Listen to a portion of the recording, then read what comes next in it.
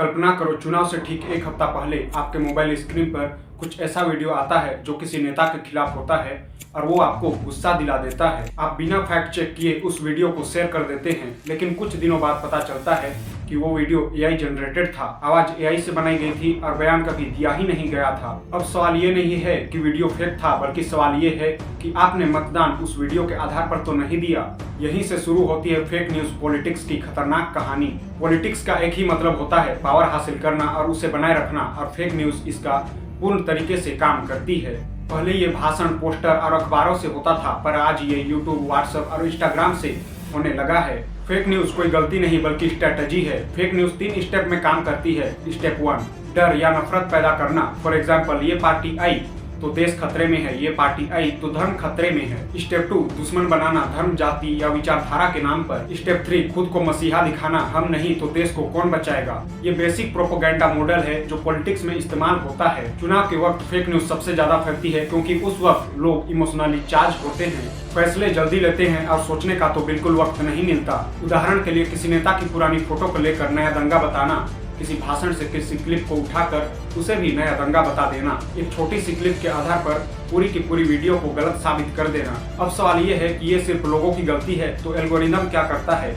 Algorithm जो ज्यादा share हो, लाइक हो, कमेंट हो, उसे ही एल्गोरिदम आगे भेजता है। पॉलिटिकल फेक न्यूज इस तीनों में परफेक्ट बैठता है, इसलिए सच धीरे फैलता है जबकि झूठ इससे कहीं ज्यादा आगे बढ़ जाता है। आज पॉलिटिक्स सिर्फ संसद में नहीं होती, इसका काम है सवाल पूछने वालों को दबाना, नैरेटिव बदलना और झूठ को सच की तरह रिपीट करना। जब एक झूठ 1000 बार बोला जाए तो वह ओपिनियन बन जाता है। लोकतंत्र में मीडिया को फोर्थ पिलर कहा जाता है, लेकिन जब मीडिया सवाल पूछना छोड़ दे, फेक न्यूज को एम्पलीफाई करे, तो फेक न्यूज को खुला मैदान मिल जाता है। डेमोक्रेसी का आधार है इन्फॉर्म्ड चॉइस, लेकिन जानकारी फेक हो, डर के आधार पर वोट पड़े तो चुनाव सिर्फ एक प्रक्रिया है, लोकतंत्र नहीं। ये समस्या सिर्फ भारत की नहीं है, यूरोप, अमेरिका, हर जगह ये प्रोपोगेंडा फैला हुआ है जिसने चुनाव को प्रभावित किया है। आइए जानते हैं आज के इस वीडियो में कि फेक प्रोपोगेंडा कैसे काम करता है।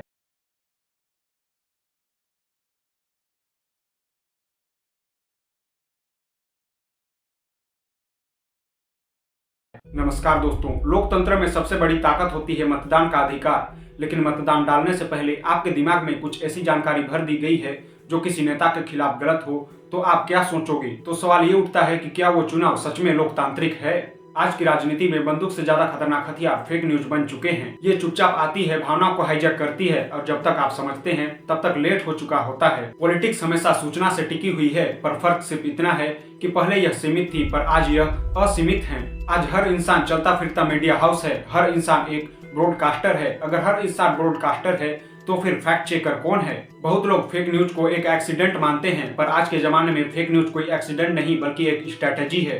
फेक न्यूज का उद्देश्य सच बताना नहीं बल्कि सच को मोड़ना होता है। पॉलिटिक्स में फेक न्यूज का काम है दुश्मन बनाना, डर पैदा करना और खुद को मसीहा पेश करना। ये क्लासिक प्रोपोगेंडा मॉडल हैं जो हिटलर से लेकर आज के जमाने में भी चल रहे हैं। चुनाव लोकतंत्र का त्योहार कहा जाता है, पर यह फेक न्यूज फैलने का सबसे बड़ा वक्त होता है क्योंकि चुनाव के समय भावनाएं तेज होती हैं, पहचान हावी होती है। फेक न्यूज के सबसे बड़े पैटर्न होते हैं पुरानी फोटो को नया फोटो बताना, या फिर किसी घटना की छोटी सी क्लिप लेकर पूरी वीडियो को गलत साबित कर देना, और किसी का अधूरा बयान दिखाकर धर्म खतरे में है, देश टूट जाएगा जैसे दावे करना। फेक न्यूज पॉलिटिक्स का फॉर्मूला होता है, पहले डर पैदा करो, विलन तैयार करो और उसे पूरी कहानी का समस्या बता दो। पॉलिटिक्स में किसी एक आदमी को हर समस्या का चेहरा बना दिया जाए तो वहाँ सोच ही खत्म हो जाती है। फिर बात नीति की नहीं रहती, बात बल्कि बुरा या अच्छा पर आ जाती है। साल 2015 में मुंबई के एक हॉस्पिटल में नरेंद्र मोदी ने प्राचीन भारत में विज्ञान की उपलब्धियों पर बात करते हुए गणेश जी के सिर का उदाहरण दिया। इसमें कहा गया कि ये सिंबॉलिक संदर्भ में कही, यह बताने के लिए कि भारत में प्राचीन समय में भी वैज्ञानिक सोच मौजूद थी, जबकि उन्होंने लिटरल मेडिकल क्लेम के रूप में नहीं कहा कि आज से हजारों साल पहले वैज्ञानिक सोच मौजूद थी। अब हुआ ये कि क्लिप निकाली गई, कंटेंट बना, हेडलाइन बना दिया गया। साल 2023 में यूके में भारतीय छात्रों के सामने भारतीय राजनीति और लोकतंत्र पर राहुल गांधी ने बात करी थी। उनका मानना था कि मीडिया, जुडिशियरी और ओपोजिशन पर दबाव बढ़ रहा है। कहा गया कि राहुल गांधी ने कहा लोकतंत्र खतरे में है। यह पूरी तरह झूठ नहीं था। राहुल गांधी ने लोकतंत्र पर सवाल उठाए, लेकिन मिसलीडिंग ये था कि इसे देश की आलोचना बताया गया, जबकि आलोचना सरकार और सत्ता की थी। बहुत लोग सोचते हैं कि सोशल मीडिया न्यूट्रल है, पर सोशल मीडिया का हथियार है एल्गोरिदम। इसका लक्ष्य है आपका समय, ध्यान और भावनाएं अपनी ओर आकर्षित करना। फेक न्यूज गुस्सा दिलाती है, ज्यादा शेयर होती है, इसलिए एल्गोरिदम उसे आगे प्रमोट करता है। आज की राजनीति संसद रैली या चुनावी मंचों पर नहीं होती, आज की राजनीति होती है आपके मोबाइल स्क्रीन पर, आपके व्हाट्सएप ग्रुप में। जहां हर दिन, हर घंटे, हर सुबह आपकी सोच को थोड़ा थोड़ा बदला जाता है।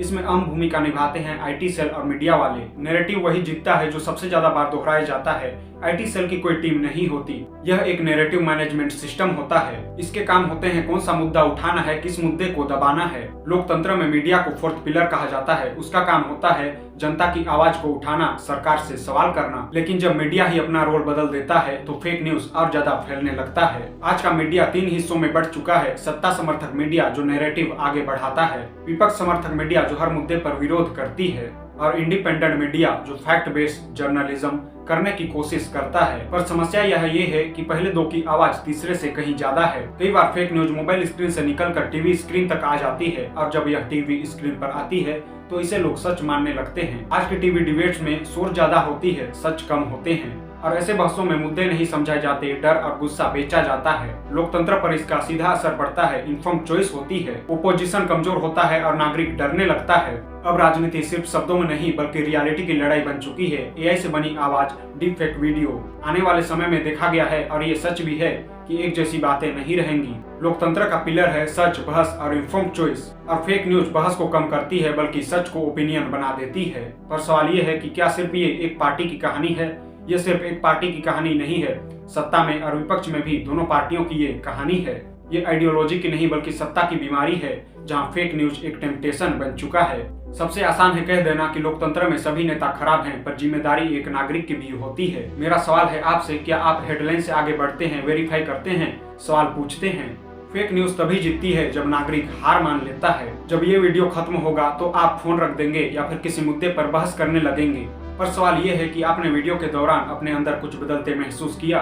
हम सोचते हैं कि लोकतंत्र का अंत किसी एक दिन होता है, पर लोकतंत्र का अंत यहाँ हर दिन हो रहा है। यह धीरे धीरे मरता है जब सवाल पूछने वाले कम पड़ जाते हैं, झूठ फैल जाता है और सच दब जाता है। फेक न्यूज खतरनाक तब नहीं होता जब वह पूरी तरह झूठ हो। फेक न्यूज खतरनाक तब होता है जब हम इसे अपनी आदत बना लेते हैं। रोज का नया वीडियो, रोज एक हेडलाइन और रोज एक नया दुश्मन। धीरे धीरे हम फैक्ट चेक करना छोड़ देते हैं और रिएक्ट करना स्टार्ट कर देते हैं। डर और नफरत सत्ता को इसलिए पसंद है क्योंकि डर सवाल नहीं पूछता और नफरत फैक्ट चेक नहीं करती।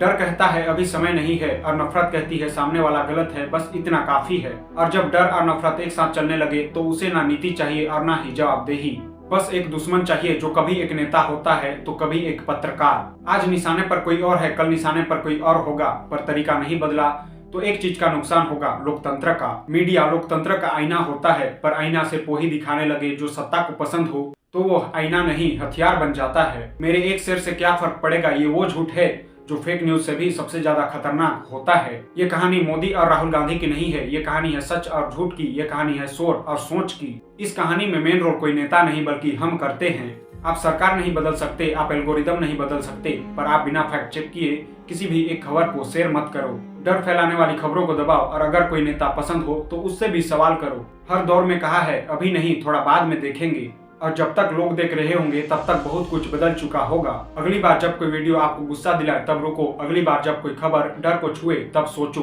और जब कोई कहे कि ये सवाल पूछना गलत है तो एक बात याद रखो, लोकतंत्र में सबसे खतरनाक चीज सवाल नहीं बल्कि सवालों का खत्म हो जाना है। बंगाल का चुनाव पास आ रहा है, यहाँ मुद्दे भी होंगे, सवाल भी और इतिहास भी, लेकिन हर चुनाव में एक चीज कॉमन है, शोर। और यह आपको तय करना है कि आप शोर के साथ चलेंगे या फैक्ट के साथ। धन्यवाद।